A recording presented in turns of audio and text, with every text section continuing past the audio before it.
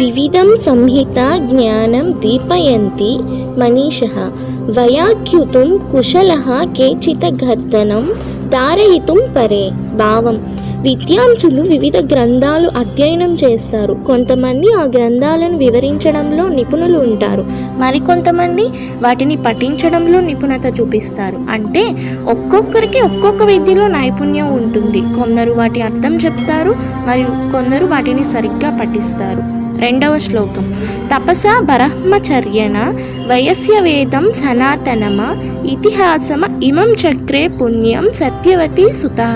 భావం: సత్యవతి కుమారుడు తపస్సు మరియు బ్రహ్మచర్యం ద్వారా శాశ్వతమైన వేదాలను తెలుసుకున్నాడు. ఆయన ఈ పుణ్యమైన ఇతిహాసం అనగా మహాభారతం రచించాడు. అంటే వేదవ్యాసుడు తన తపస్సు నియమాలతో వేద జ్ఞానం సంపాదించి మహాభారతాన్ని రాశాడు.